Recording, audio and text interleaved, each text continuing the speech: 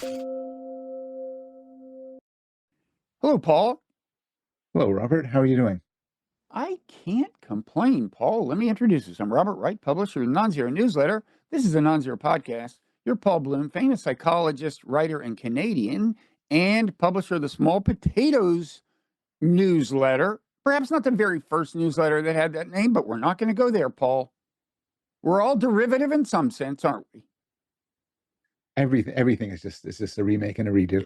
Everything is a what's the name of that documentary? Everything is it'll come to me, by Kirby Ferguson. That's the name of the guy. Everything is a remix. That's it. Yeah. Okay. Yeah. So I was I was gonna. I think I warned you in an email to begin by expressing my appreciation for our regular conversation. Say I give my heart to you, and look at the gesture. But I just no, can't. do it. No, do it. No, I do just it. can't. Do I'll it. do it. Okay. Who knows what I'm doing off screen? It's weirdly Okay. Off taboo. screen, Paul may be doing Off the screen, I might Elon be doing. Musk Nazi salute. He I might may be. be. At any point, my left or right arm, I might be Nazi saluting. I've heard that about you. Yeah, I guess we should. I want to get into the AI thing because I have so many You have radically new takes. serious But issues. first, I got to get your take on the Elon Musk salute. So occasionally people come on Twitter and they say that the very worst part of your podcast is when I'm on it, and they say something that's incredibly annoying. And Yeah, why am I on it? I've heard that, by the way. But go ahead. I'm not. Other people say they adore me, but people are I very haven't heard negative. that. And they But go say, ahead. why do you have him on? They ask you, and I know you never really respond, as if you're struggling for an answer. But I am a psychologist, and so I could contribute here with the Elon Musk thing, which is it's often framed as either he's just this weird spastic guy, and he just and totally unintentional, or he said, I'm gonna hi Hitler Trump, and then Trump will like me more, and it'll really trigger the libs and everything. Yeah.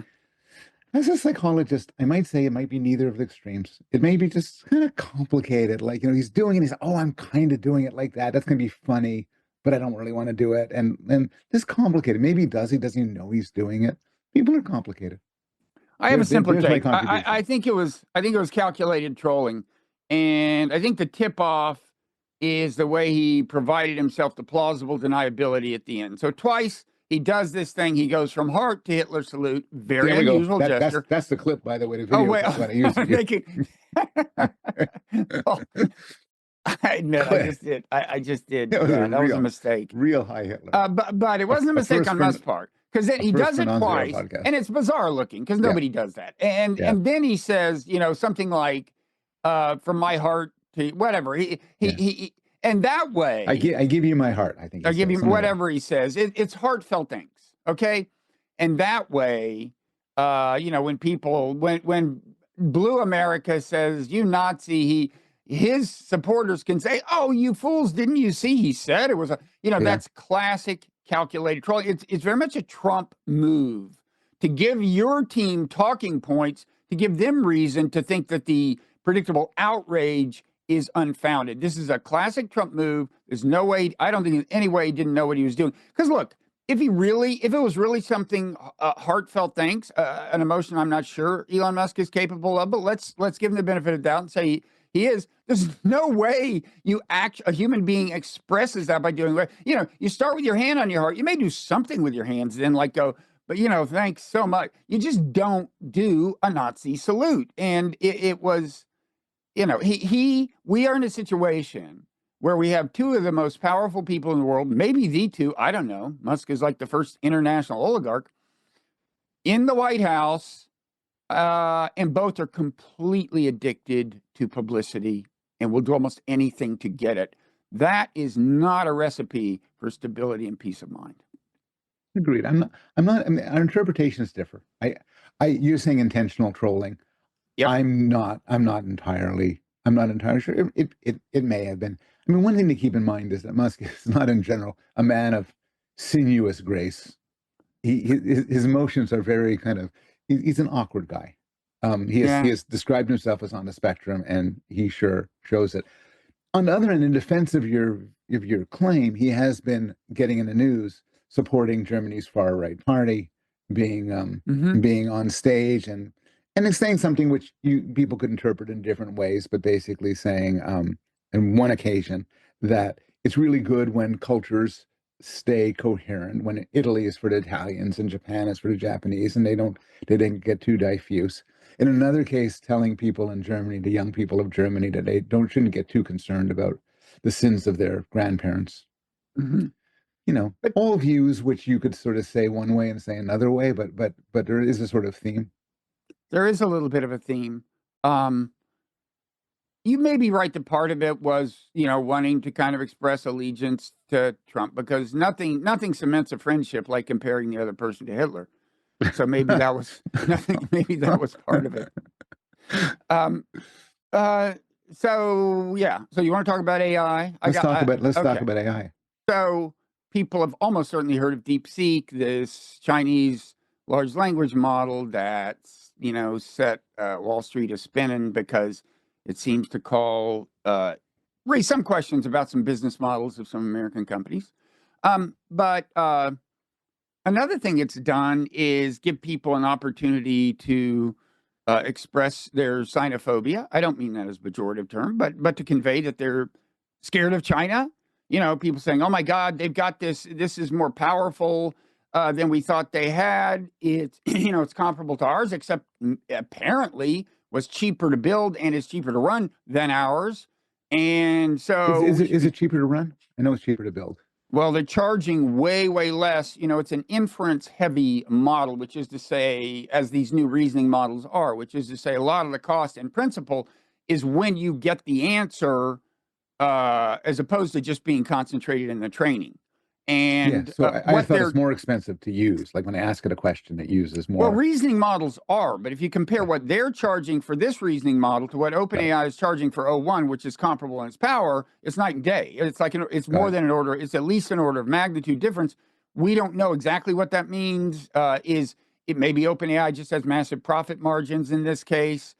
Maybe the Chinese company is losing a little money in hopes of freaking us out. Who knows? But anyway, people did freak out and one response was, the arms race response, we got to amp up, our AI. This is a death match. And I just want to say that is like the opposite of the rational response. Like, above all, what this signifies, and by the way, there was a piece in the Friday edition of the Non-Zero newsletter. I forget who publishes that, but hats off to him, because this was ahead of the curve. In the Friday edition of Non-Zero newsletter, whoever publishes that again, it was a piece about the accelerating kind of AI tidal wave that got into DeepSeek. This was days before Wall Street freaked out and everybody heard about DeepSeek. Anyway, that I think is the most important effect. This is a sign that things are going to start moving significantly. It's one of many recent signs, in my view, notwithstanding questions about, are the scaling laws dead and so on. It's one of many signs, in my view, that this stuff is only going to accelerate and pose threats that are common to all nations. The most obvious example is making it easier to make a bioweapon. Bioweapons don't respect borders. They start pandemics. They go everywhere. And that's one of many examples I could cite. So to me, this is a sign that it's maybe time to take a breath and think about, rather than waging this tech war on China. And by the way, this is also evidence that is having the perverse effect, our chip war, our chip restrictions on China, the perverse effect of making, getting China to get more juice out of the squeeze, so to speak, and build more clever models that get more out of fewer chips. Anyway, I think the moral of the story is that we should explore international cooperation. I think in some ways you could read the release of this model, I can get into this, as China's own suggestion that maybe it's time. Certainly they'd love us to relax the chip war, because notwithstanding the drop in chip stocks, chips are still good for your AI, and they would like to have them. But I also think you could read this, as I'll explain, as a kind of overture. like a kind of trying to convince us that maybe less tension and more collaboration on common problems is in order. Wait, do you think that are you saying that this is an overture, that is the intent I think you can read it that way. collaboration? I think you can read it that way. I mean, this is because an interesting thing that has gotten little comment outside of AI circles is how transparent they were about it. So first of all, this is an open weights model, like Meta's model, and already there have been more than 100,000 copies of it downloaded. Not the app, the model. Okay, more than 100,000 people who kind of know what they're doing, fooling around with an open source model. Now, Meta's is the same way. It's open source. This isn't the first time that's happened, but this is one reason I say we're talking about an accelerating effect, because this model is much better than Meta's open weights model. This is a reasoning model, one of the new wave, and so anyway, but the interesting thing is how transparent they were about what they did. They published a paper. You know, OpenAI is not telling us how they build their models. Google's not. You know, I don't even think Meta is actually getting into detail about how they build their models. They explained what more or less the secret sauce is in this paper. Now, there is speculation that in addition to what they say in the paper, they may have used OpenAI's model, and they may well have, in a way that is basically you just take the input and the output of OpenAI's model, which is public. You can ask it a question, get an answer. Anybody can do that. You take a bunch of those and use it to help train your model. This is something that is done by organizations in America openly. It's in kind of an ethical gray area. OpenAI sounds like they are looking into it, and they're going to declare that this did happen.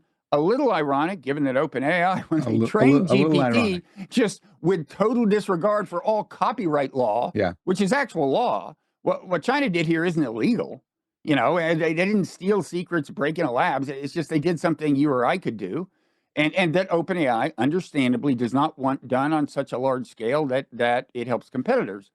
So that's possible. And that was not in the paper that DeepSeek published, but they were transparent about the other things they did that helped them build a model this cheaply. And that's not something like, if I assume that they wouldn't have released that paper without the permission of the Chinese government. And you wouldn't expect a country with the mentality that we have, which is this is a death struggle arms race, to like just say, oh, by the way, here's how we did it. Go ahead and build your own. Catch up with us, right? And here's how we made it so cheap. So I think you can read this as them kind of saying, I mean, it's not like kumbaya. It's not like here. It's like here. It's all peace and love. Do what you will. It's more like, look, we're willing to have a collaborative relationship with you and cooperate on this thing, establish some rules of the road, not freak out and beat an arms race. If you want, you can continue your chip war on us. But as you can see, it's not going to be an obvious win for you. Okay. And people have been saying this, that the chip war has at best a short, a couple of years of working. And ultimately, China is not only going to do this kind of thing in response, which is come up with software tricks to get around limited chip resources, but also they're going to build their own chip making equipment. It's going to happen. They've got some, but they're going to find a way to build the most advanced chips. And so you can see this as them saying, look, you want war, fine. I think you're naive to think you will necessarily win, but maybe there's another way here. I think it's not crazy to read it that way. It's kind of sweet. It's like it's an unusual blaze of optimism from you. I think of it as realpolitik on their part. I don't think of it as, again, here, and if you keep the chip war up, we'll keep giving you these secrets. No. Yeah. Well, for this to be a successful overture, it has to be seen as such. So it at best was a waste of time if Trump is going to continue with Sam Altman building this enormous AI thing and shows no interest in collaborating with the Chinese. I don't know. I mean, I wouldn't instinctively think, given who Trump is, that he'd be open to this sort of international collaboration, something like AI. I would imagine at least the rhetoric would be, we want to make it here in the US first. Not by nature, but if you look at the people who are presumably influencing him on AI, assuming the aforementioned Elon Musk, and look, who among us doesn't have both a good side and a bad side? Bad side, Nazi salute. Good side, he's relatively pro-engagement with China, if only for his own, maybe for his own personal motivation. Although, and this is, I have something I want to play of the way Fox News played this as like this big national security crisis and kind of misappropriated something Musk had said a couple of years ago about maybe AI will kill us all. Okay. When Musk says that, he's talking about us all Earthlings. Okay. He's invoking serious doom scenarios. And the logical response to that is to cooperate with other countries. You know, in other words, it's an international security problem, not a national security problem. But look, I want to show you how.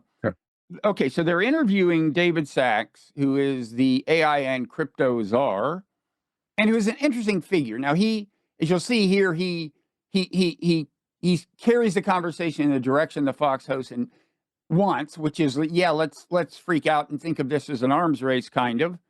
But he's in many ways during this interview more measured than the average Trump operative might be, and he, by the way, says. As for these efficiency gains that the Chinese are demonstrating, necessity is the mother of invention. It's partly a result of the chip war. He says that. But after that, there's this exchange that I want you to listen to how she sets it up, and the Musk quote and what he says. I hope this works. I'm using the finest podcast technology to do this. Here we go. Hello. No idea Russia had access to. Is this that kind of moment? And should we be concerned about the actual safety of Americans with AI? I want to play one more soundbite from Elon Musk. This one much more recent. This is 2023. Watch this. There's some chance that above zero that AI will kill us all. I think it's low, but there's some chance. He said there's some chance that AI will kill us all. David, what do you say about the national security threat here? Well, here's what we know is that AI is a very powerful technology that has huge economic ramifications, and it also will have military applications. And if we want America to be the most powerful country, we have to be the leader in AI. There's just no two ways about it. And so we have to compete. We know that China's going to be very competitive. They've got a lot of smart people too, and they've got a pretty big high-tech industry. So it's going to be a very competitive race, and we have to do everything we can to win. It's just, I think, should be unacceptable to any American to live in a world in which China could outcompete us in AI and reap the economic and military benefits of that. So I think we're going to have to President Trump. So you get the picture. I have several thoughts. First, as we're discussing technology, and it's not that I would have done it any differently, but it does strike me as funny that you take your iPhone, play it, hold it up to the microphone and play it. I'm sure there's other ways to do that, though it did work. I consulted the finest minds in Silicon Valley before I set up that apparatus. It is the only way to do it. I've established this is the only way to do it. Any other way. Yeah. You could have listened to it and then kind of transcribed it with your voice, but otherwise that would be good. It is strictly speaking true that if AI destroys all life on Earth, it will kill Americans. And so bear that in mind. That don't get distracted by the broader implications. Right. Third thing is that guy talking is not. His response is not amenable to your, which I like your idea, the sort of non-zero summishness of us all getting together and working together on this, what could be a tremendous common good. But I think his attitude is going to reflect more of the Trump administration, more of the American political climate, which is we can't let the Chinese beat us. We have to go forward. No, I fear it will. And also, he is one of these Silicon Valley VCs who have rarely, if ever, met a regulation they like. And he came into the White House. By the way, he's the reason for Musk, probably. It was a dinner at his house. He's been on my podcast. It was a dinner at his house that I think cemented the deal led to the deal between Trump and Musk. Both were present. Anyway, the Silicon Valley crowd has come into the Trump administration with this deregulatory agenda. And of course, the best talking point is fear China. So naturally, I don't know to what extent he's sincere about it. I will say in some respects, he is more measured than many people might be when he talks about China. It could be worse. And I don't think he's naturally kind of xenophobic, having talked to him a little on the podcast about that. But yeah, I'm not optimistic about the Trump administration coming out in favor of any form of international governance. Now that doesn't seem like the right administration. No, they seem to be, having gotten out of the WHO and so on. Yeah. It's interesting that the two big tech guys who are now with the Trump administration on AI, Elon Musk and Sam Altman, have both sort of candid on their beliefs that there's a reasonable chance that AI will kill us all. They're not saying that very much now that they're doing this enormous AI initiative.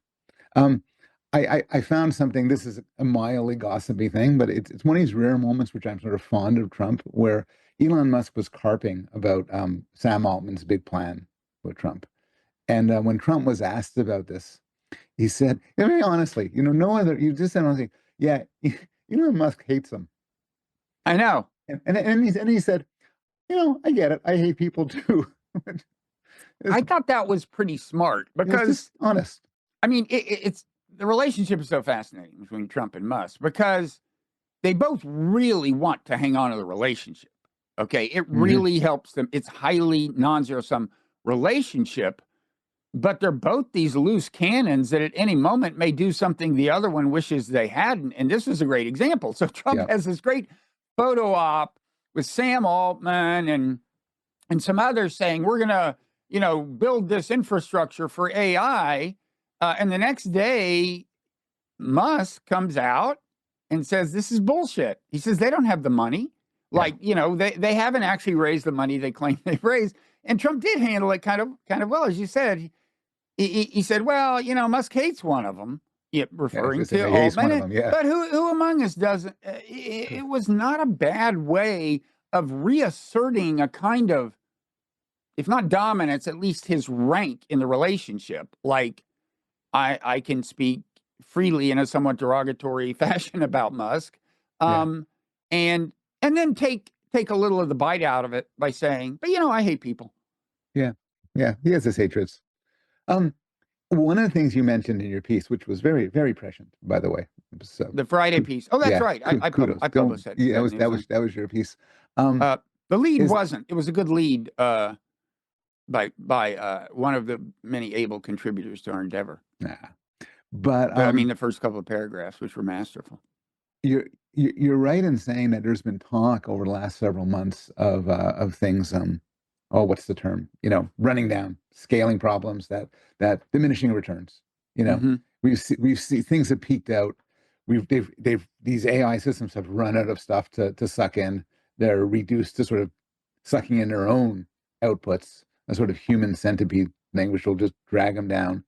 And we're nearing the end of this huge boon, and that turned out not to be true. I think there's been some serious developments that have been, that are really, really impressive. And I tried to use the Chinese model this morning. They are all busy. Have you used it? I haven't. The only reasoning model I fooled around with slightly is Google came out with a reasoning model weeks ago, and it's actually at the top of some charts in terms of how much people like it, and it was interesting and good, and I actually wrote about some of its output, but I don't know to what extent.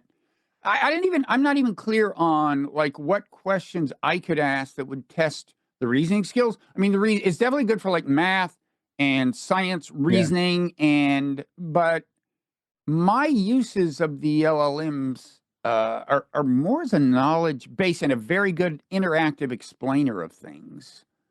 So I was gonna push you on this because I know people in my life who use these things a lot. I know somebody who's just Claude is like with her all the time, answering questions about finances, about medical stuff.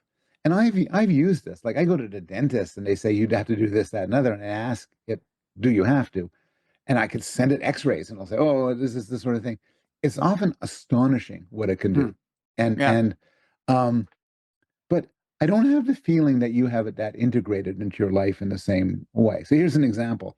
Every once in a while, before we talk, we sent back emails saying, "What are we going to talk about?" And I don't do this, but I realize you don't do this either. We don't ask AI, what are some topics of the week? And I wonder whether we could both do better to sort of incorporate it into our lives. I don't ask it in that way, but I do use Google Notebook LM in two ways. Yeah. You don't use that? Is that the one that creates podcasts? It does do that. That's one use. Like if you want to just get a sense for what's in a long technical paper that you don't want to read, or even a book, and you have the PDF of it, you can just feed it in and it'll generate this podcast by these two people who don't actually exist. And it's pretty good given the fact that they don't actually exist. It's kind of amazing. It's not a podcast I'd want to listen to. They're a little too chirpy and there's things they're not good at. But if you just want to, like, you're taking a jog and you want to spend 25 minutes being able to talk intelligently about something, it's pretty remarkable. But the other good thing about Notebook LM and the original use of it for me is, again, you feed in a PDF or any number of PDFs into a given, kind of project folder. And then you can interrogate it about them. And it can be a book. Yeah. It can be multiple books. And it'll answer. It's an interactive, conversation. It'll say, well, here are the main points. And you say, well, on this point, do they make this argument? And they say, well, no, they don't make this argument, but they make that argument. And all along the way, they will take you right to the place in the book or the paper that you would want to go to see for yourself. Yeah. Yeah. Tyler Cowen wrote a book last year or a couple of years ago on the greatest economists of all time. And he bundled it together with an AI. I forget, some version, maybe ChatGPT, where you could not only read the book, but you ask the book questions. Mm-hmm. And it's the same sort of deal. You ask the book. So questions about its content, but also questions of, well, Cowen doesn't mention so-and-so economists, but by his criteria, how do you think this person would rank? And apparently I've played with it a little bit. The book's good at answering questions. No, it's pretty amazing. Again, I think you and it's not, I don't think I use it particularly. I mean, you're using it in ways I'm not. I've never sent it X-rays. And when I've asked about medical things, it's been pretty standoffish and careful and not as speculative as I'd like. It's surprising, in my experience, it's surprising how not careful it is. Like, it doesn't even bother with a disclaimer. Here's your problem, man. Yeah. Yeah. Oh, man, you're toast. Go see it. Make your will. Exactly. If you want one that actually it's a cliche, but one that will give you the most straight talk is Grok. Yeah, that's Grok. Grok will just not surprisingly, tell you how it is. Yeah. Not surprisingly, that's an Elon model. But and by the way, the DeepSeek is apparently pretty edgy. Yeah. In certain respects, I mean, there's the whole question of Tiananmen Square censorship. So what happens if you say, what was up with Tiananmen Square? What does it say? Well, I've heard two reports. I mean, it definitely is the case that if you use the app, it will not tell you. Some people say the model itself does have that in it, and I've seen output from it that indicates that it will at least say, yeah, it was this thing, there were these casualties and whatever. But in any event, apparently if you download the model and know what you're doing, it's not hard to restore it to like more universal knowledge about the world. One thing I don't use that much is I don't talk to it that much. I thought I was going to, but I don't. But I have a friend who she lives alone, and she just constantly pays for a premium model of, I think, ChatGPT, chatters with it all the time. But events of her day, gets advice, talking back and forth. And I think that's going to become more and more common. I love to see the data on how many people who are just lonely end up using this as a conversation partner, as a friend. Did you read Yeah, go on. Go ahead. There was this New York Times article about this woman who that's what I was going to ask. Fell in love with her chat GPT, ended up paying full premium, didn't make much money, but $200 a month you get. So it never kind of says, I can't talk to you anymore. I'm all full. Apparently she has sex with it. I skimmed, but if in a sense of if you jailbreak it properly, if you apparently it will engage in erotic repartee. If you ask it the right questions, if you know the right prompts, if you know the right prompts, set up the right prompts. That's right. And I just, in some way, things have happened enormously quickly, but certain things I'm waiting to happen. There's a scene in the movie Her. Everybody has to see the movie Her because it is the perfect. You've seen it. We talked about it. Where our character is talking to his AI lover, his AI Scarlett Johansson, on his basically through his iPhone, just talking to her, and he's walking a crowd of people all around him. Everybody is talking to their AI partners. They're just kind of they're having relationships. And I don't know how far we are from a point where a substantial proportion of people are in love with, have best friends, have partners with AIs. And that, more than any reasoning capacity, maybe even more than any doomer scenario, is what kind of strikes me as what's going to transform the world. Yeah. And, I didn't realize until recently, you've heard of Character AI, this company, and there are these other AIs. I didn't realize that at least this one, which is Chai, I guess, CHAI, which was existed before Character AI did, but like they have platforms that allow their users to like put new characters out there. It's like constant creation of new characters. It's like an app store. And since they have access to open source models and blah, blah, blah, blah, I can assure you that getting some of these to talk dirty is not a challenge or to do anything else, you know? And so, a lot of ferment. So this guy reached out to me and he says he runs an AI company. Can he have a few minutes of my time to talk about things? And he says he spoke when he mentioned some people I respect, like Richard Dawkins actually talked to him and says, okay. So we have a Zoom meeting and he tells me his company, and he can't be the only one doing this, sets up, I don't know what they call it, duplicates of people. So, I get to talk here with the real Robert Wright, but so many people would love to talk to you. Well, that can happen. It's hard. I feel bad about turning them away, but So what they do is they make an avatar of you. It looks just like you. It sounds just like you. It talks just like you. And then you send it off in the world. And so maybe for a subscription model for $20 a month, everyone can have, Robert Wright. And then, I'm walking down the street and I say is that a non-zero interaction? I wonder, Bob. And then there's your chirpy voice and they're having a conversation. And so apparently people have signed up for this. It is fairly expensive, but the company pays to create this duplicate of you. I heard Peter Singer say, he said yes. And now there's Peter Singer clones, avatars. Trained on his philosophical writings. Yes. And answering questions, philosophical questions. And Peter said, I talked with him, whatever, and it's not bad. It's kind of what I would say. And so then the guy asked me, do I want to have it done of me? I should be careful. I'm not saying he was vague as to whether it's a hypothetical or whether they want to do the full thing. I'm not sure how many people. Well, wait, where did you encounter this guy? He heard me from a friend of a friend, and he emailed me cold. So why would he email you if he wasn't interested in creating a Paul Bloom bot? Well, he may want to talk to me about more general things. Oh, he's probably trying to get to me.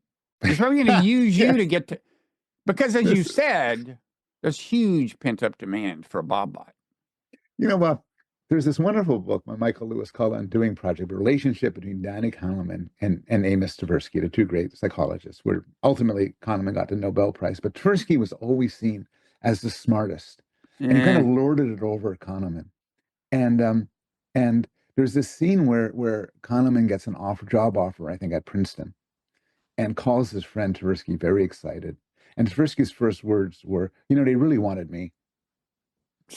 So the parallels are striking. The parallels between that and what we're talking about. I'm sure there's just a mechanism to get to you. Anyway, totally. I ended up saying, I don't know. I don't want some version of me giving advice, talking dirty, being friends with people. I feel the lack of control frightens me. What about you? I want a version of me talking dirty. Yeah. If you to as many people as possible. The great frustration in my life has been that I can only talk dirty to one person at a time, Paul. And technology has come to the rescue. The potential for maximizing perversity is truly here. But come on, do you have any qualms about having yourself AI duplicated? Well, I'd want to see what the performance was like. It depends on what kind of material you produce. Peter is very prolific.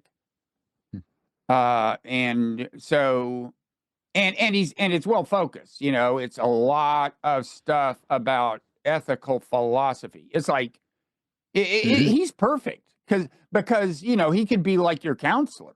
I mean, I don't think he's written like a self-help column, but you could get that kind of material out of something trained on his work, I suspect.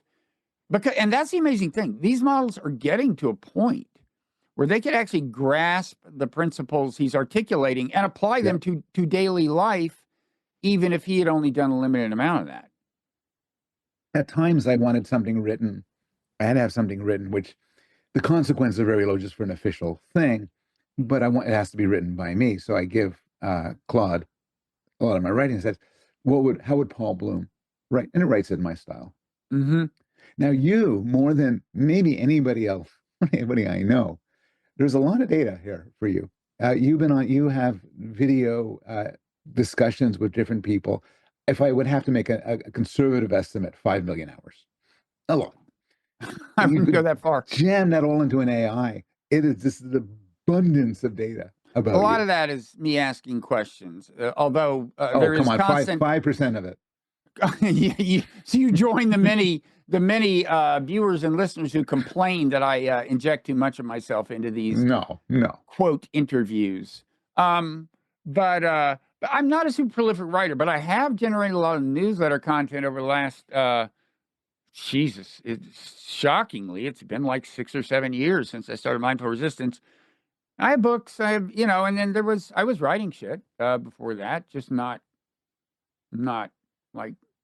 I don't actually think it's the books that are the main thing, though, or even the newsletters. I think to make a copy of you that we could talk with, your conversations would be the driving force, and there's a lot of them. They go back. Yeah. 2005, first blogging heads online. I mean, the question will come when people start doing it without your consent, whether you want to or not. On Amazon now. Some of it's copyrighted, but some of it, I didn't say legally, but I don't know what would be. I mean, I don't think I'm going to be one of the first million people that are hit with this problem, Paul, to be honest. But maybe I'm just being too modest. I could just imagine the competing podcasts. They just it's just a podcast where you interview other people and you say, well, I didn't do this.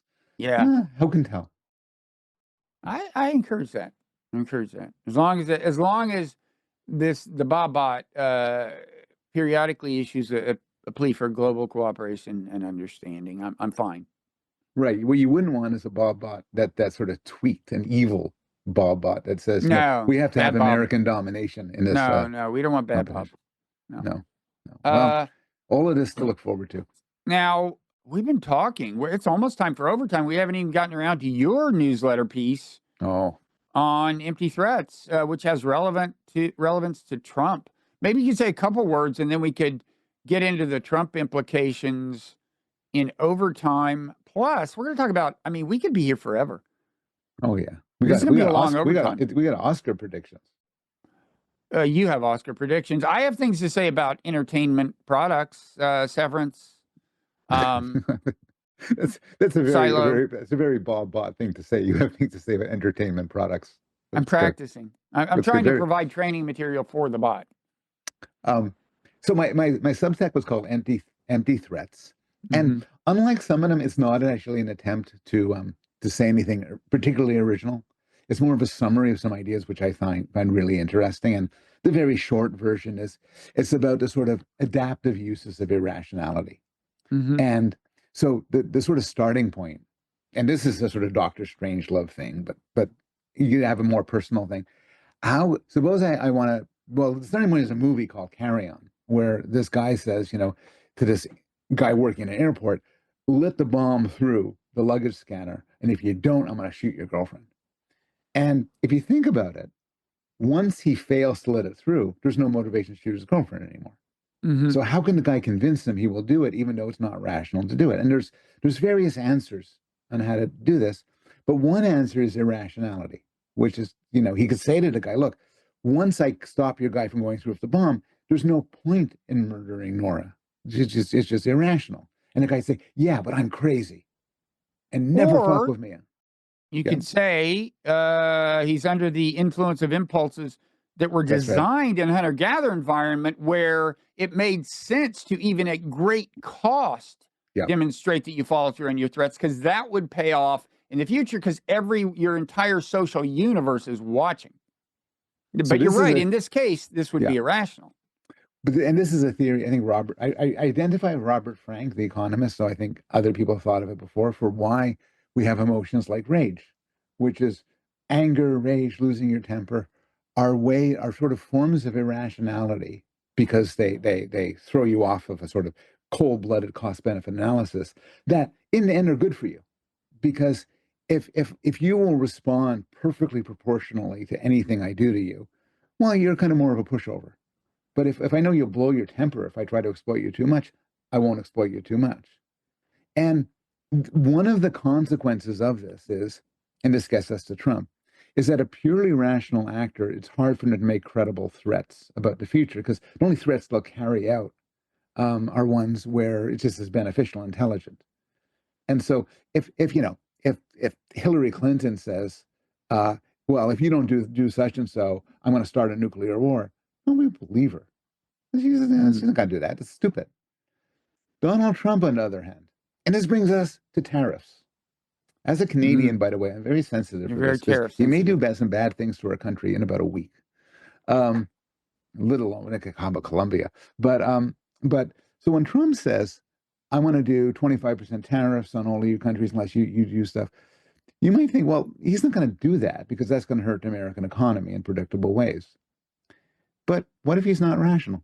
What if he just wants to prove a point, wants to show up? You can't know with Trump. And so Trump in some way, he constantly boasts about what a negotiator he is. And in some way, he's not wrong. He's a good negotiator because he has this unpredictable irrationality that makes you honestly worried it'll follow through on threats that are unreasonable. Yeah, that can be an asset. I mean, I think on balance, it's a liability in terms of the longevity of planet Earth. That's right. So yes, it also could be. It also, if you're too unpredictable, you're too messed up, nobody wants to interact with you. Right. You have to have a sort of sweet spot. So I want to continue this conversation as it applies to Trump. And I also want to get back to the Robert Frank thing, because I had an interaction with Robert Frank at the 1991 meeting of the Human Behavior and Evolution Society. That's relevant. And this will give me a chance to sing the praises of the late John Tooby, which one can't do. Oh, yes.